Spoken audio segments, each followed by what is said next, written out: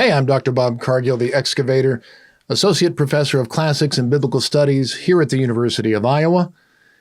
And from the title, you already know what this video is going to be about. A long awaited article has finally been published, over a year in the waiting. And it turns out in an unlikely source, a journal that is not a philological journal or a biblical studies journal or a history journal or a Jewish studies journal, but a very niche technical journal called Heritage Science. And we're going to talk about this publication. We're going to talk about this journal. But what we are talking about today is this so-called Mount Ebal inscription, and I put it in the air quotes because I'm just going to state it up front, as politely and as professionally and as academically as I can. There is no inscription there. I said it in my first video, which you can go back and watch here on YouTube, or you can just type in ebalinscription.com. This is a Rorschach test. You see what you want to see based on your predispositions, and they happen to be theological predispositions.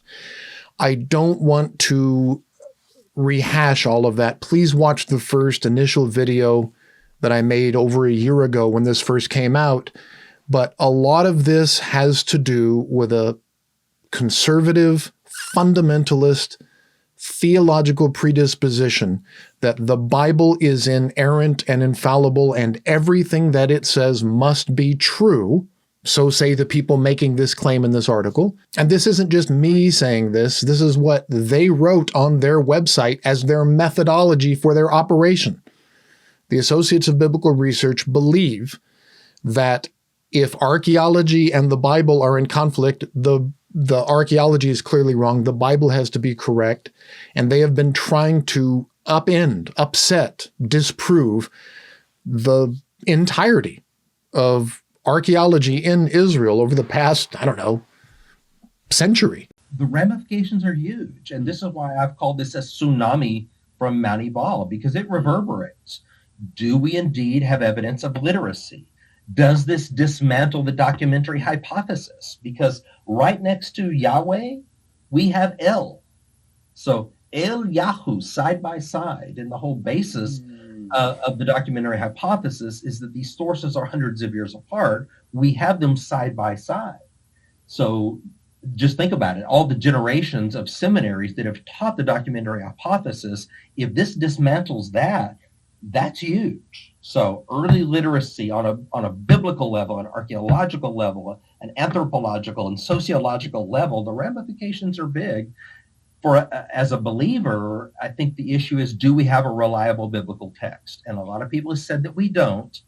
And I think this argues, or certainly puts the weight of evidence towards saying that we do. And I think that's important.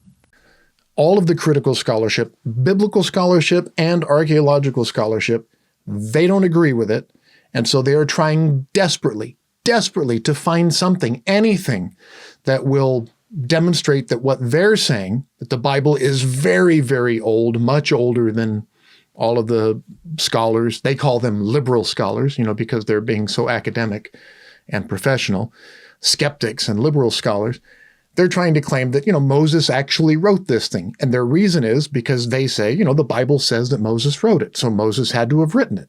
Okay, so I'm an apologist. So what is there an apologetic takeaway for this? Reliability of the scriptures, the existence of the Israelite people in a certain place. If this is genuine, as you argue, what significance does it have for kind of the Christian faith?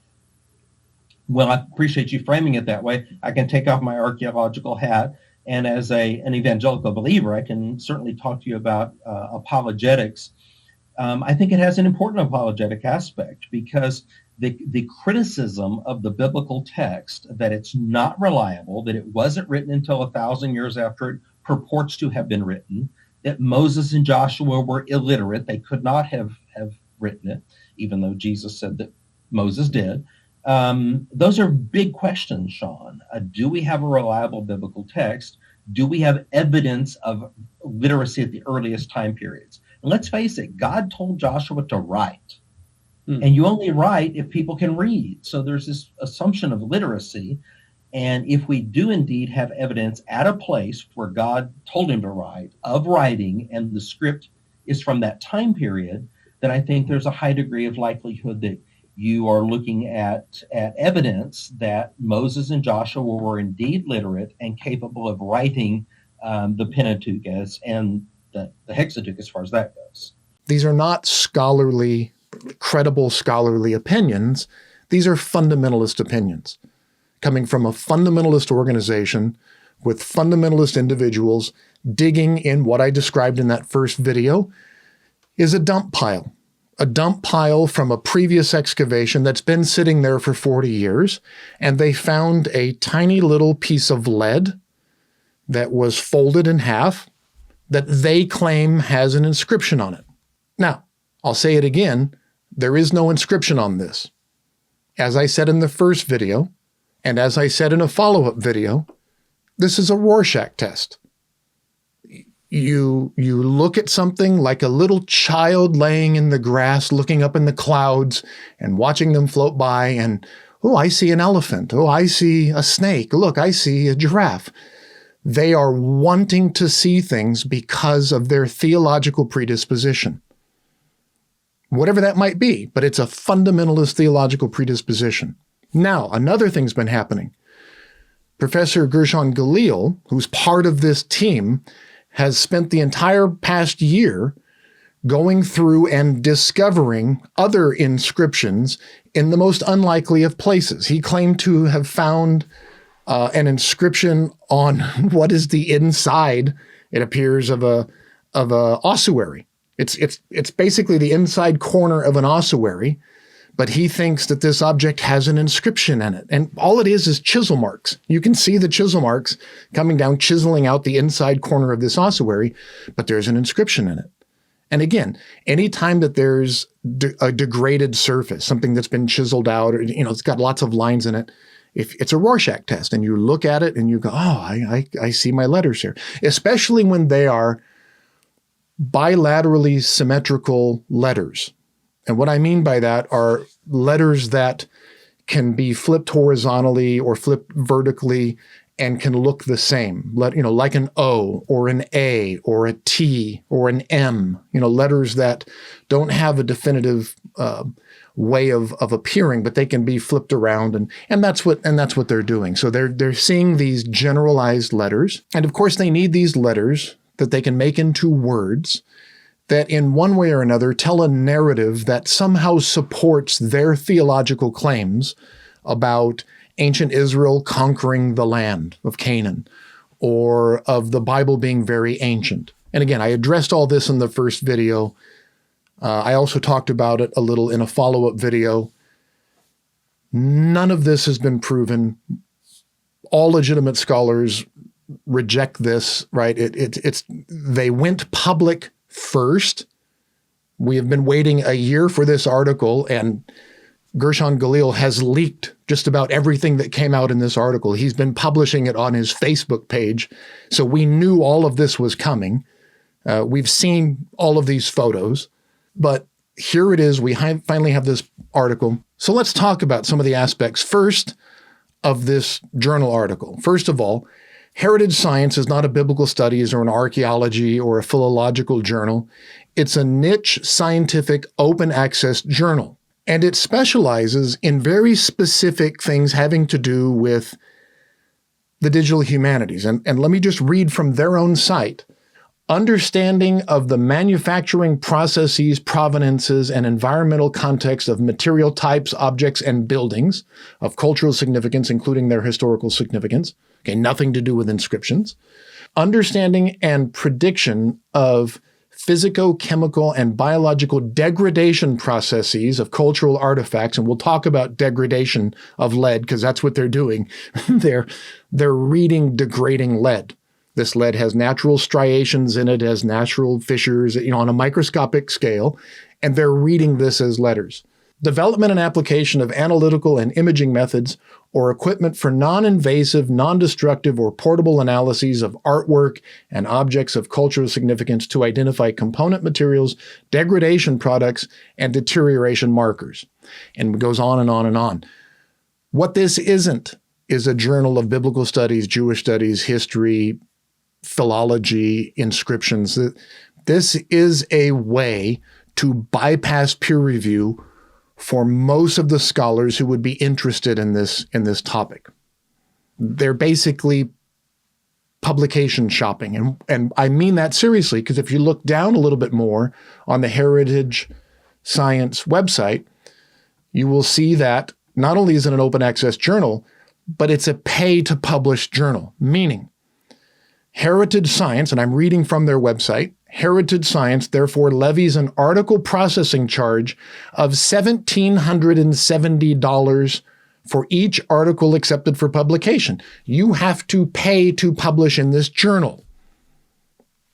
I'm not aware that Basor or that JBL charges people $1,700 to publish in their journal. And when an open access journal needs money, they're going to take some of these articles. Now, they're saying it's a peer review journal, but let's look at this. Let's look at how the peer review works here. They say it's a peer review policy. Let's read their website. What do they claim about their own journal?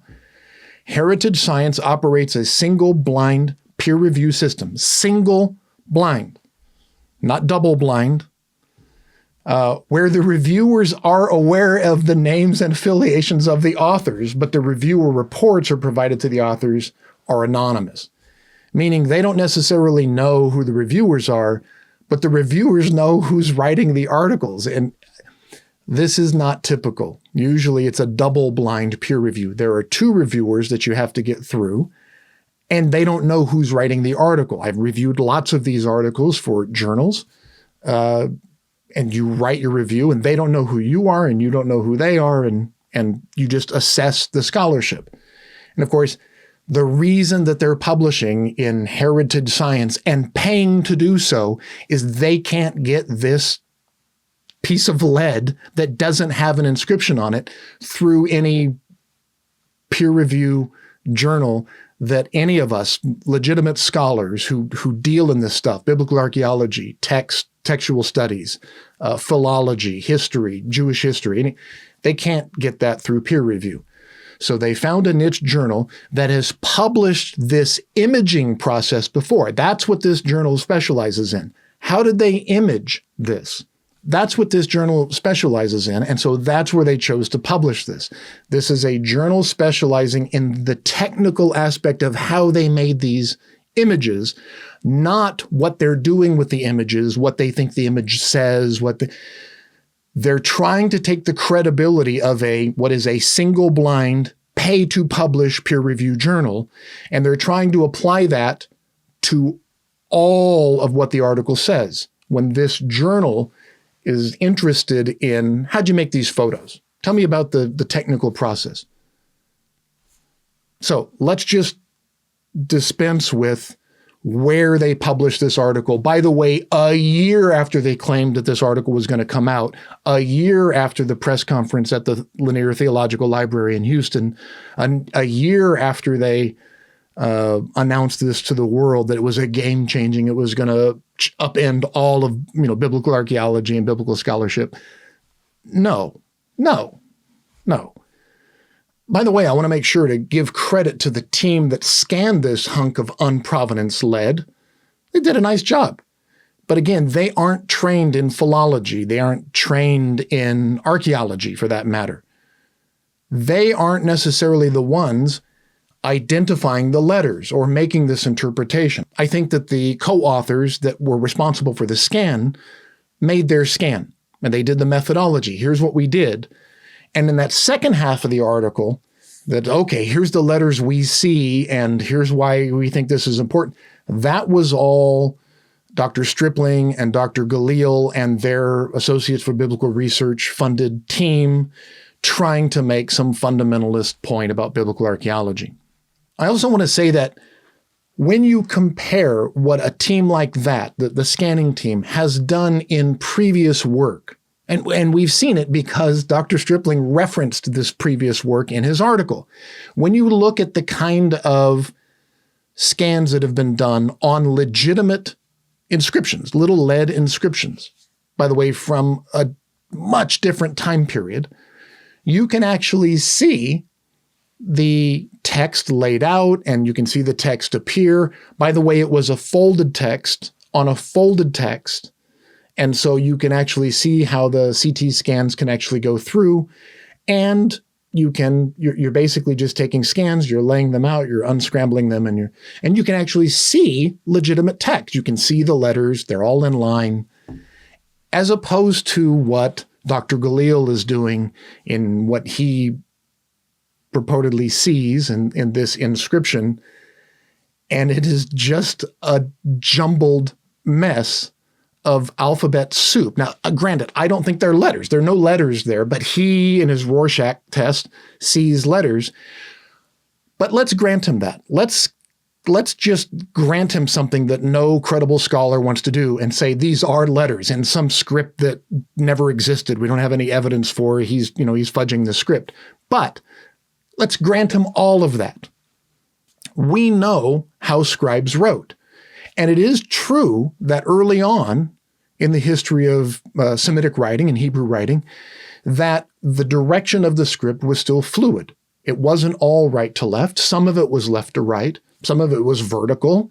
And some of it was boustrophodon. That means as the ox plows, you would go back and forth, how would you plow a field so it could wrap around. And I showed in my original video examples of this. Different directions of early text that they are comparing their text to. But when you look at their supposed text, you don't see right to left or left to right or boustrophodon, back and forth. What you see is what appears like an ancient scribe. This would have been, they're claiming, a late Bronze Age scribe, which we're not even sure they were had the ability to write at this level at that time, but let's set that aside. Let's grant them that. Would be writing in, not even minuscule, in microscript. Remember, this thing is 2 centimeters big. And so they're writing apparently with a stylus on lead in minuscule script. And then they're writing following a pattern that, I don't know, is like a drunk ant at a picnic.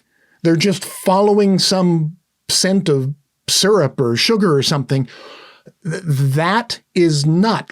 Again, we're granting them everything. We're granting everything they're claiming. These are letters. Some scribe wrote this. What scribe is going to write it in? It's like somebody blowing on a bowl of alphabet soup, and the letters are just going into, okay, look, if we connect it's like a jumble. It's like a word search, but the words aren't lined up. We don't even do this in a regular word search. Even in a word search, the words are like in a line, and he's following these things all around trying to make it say something. And that's because there's no letters there.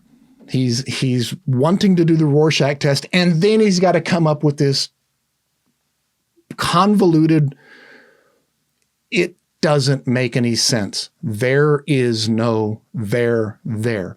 This is why, top to bottom, all credible scholars are rejecting this out of hand. And you can understand why they went to the press first and held a big press conference and completely bypassed all of the articles, all of the peer review, and then had to go for a year to try to get this ultimately published in a niche, pay-to-publish scientific journal, because nobody accepts this unless they're part of the team publishing it, or they work for Associates for Biblical Research, or there's some YouTube group or some website that has a theological predisposition of supporting groups that believe in fundamentalist theological interpretation of the Bible. They already believe this, and so they want to believe. It's like X-Files, right? They want to believe. And so when they see this offered up, a piece of evidence that goes against everything that's been discovered in the Holy Land for the past 60 years, oh yeah, that's what we want. That's why they're doing this. This is a PR campaign. It's a media campaign. This is why Dr. Stripling, when he goes and does these television interviews with his friendlies, right, with organizations that are already predisposed to believe and support what he's doing. Look at who's interviewing him in these videos that he's doing. This is why he's always quick to brag about, look at how many millions of people have watched our press conference. We know from the announcement last March, there were between 25 and 50 million people who watched the press conference last March. And then, Wow. All the secondary stuff, it's hard to quantify those exact numbers in today's world. But look at how many hundreds and thousands of people have already watched our YouTube video. This is a press campaign. Dr. Stripling, to his credit, knows how to use the media. There's something else going on here as well. And that is, this is a PR campaign in an effort to essentially annex one of the most sacred mountains in the West Bank for Israel. This altar of Joshua altar on Mount Ebal. Now, there was an excavation that was carried out there years ago, but this mountain and Mount Gerizim are in the West Bank. But there are people, Israeli individuals, Jewish individuals living in the West Bank who would like to see this not be the case. They would like to see Israel at least come in and annex some of these sites, like the so-called altar of Joshua. And again, in the first video, we discussed this. This is not the altar of Joshua. I mean, there's claims to it, but it's just not. And that's why the Israel Antiquities Authority has not deemed it so. They have not made this an official IAA site, and they won't. But look what happened just this week in Sebastia, nearby. They're going to put together some money, and they're going to start reconstructing and working on this site. And that's what this, I believe, again, my opinion, I believe that's what this is about. They're trying to push support to annex this site. There's a political agenda behind it, is what I'm saying. And I think the same thing is going on here. There's a political agenda behind, at least part of what's going on here. They want this site to be an official IAA site, and they're not manufacturing evidence. They're found a piece of lead, but they want to interpret this piece of lead in such a way that it then encourages strongly the IAA to take over the Joshua's altar site on Mount Ebal and, make it into an official thing.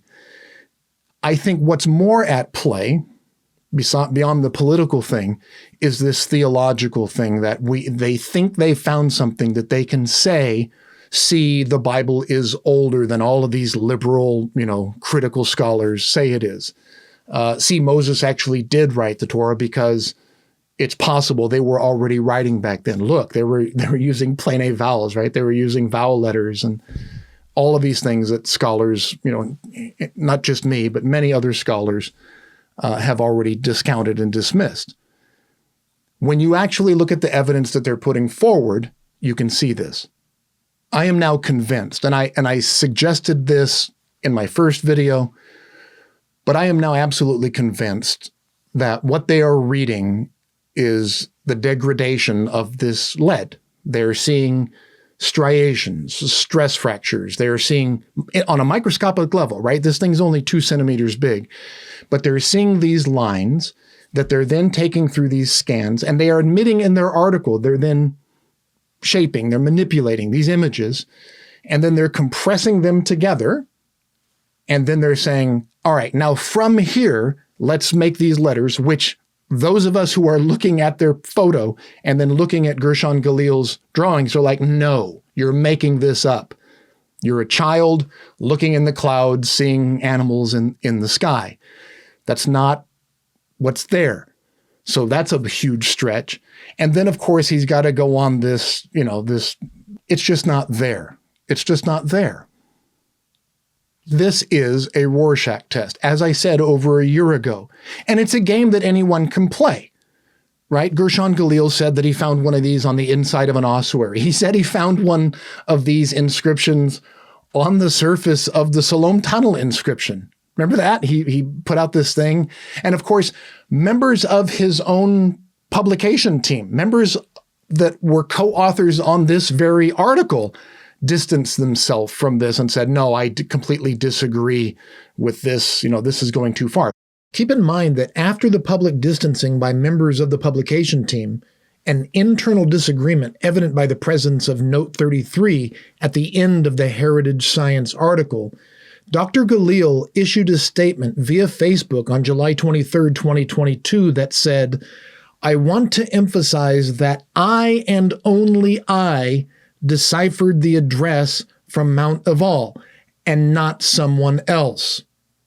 But we can see what Dr. Galil is trying to do. He's trying to retroactively create a precedent for the existence of this script that he's creating. He's creating a script. And if it's just on this Mount Ebal inscription, nobody's going to buy it. So he's trying to go through and find this script everywhere. So he finds it on the inside of this ossuary. This is from the Ophel.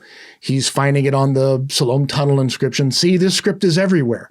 And that's what this whole past year has been about. By the way, it got so bad that a bunch of scholars in Israel got together and wrote a letter that said, you have to go through peer review. This is why we go through peer review. This is important.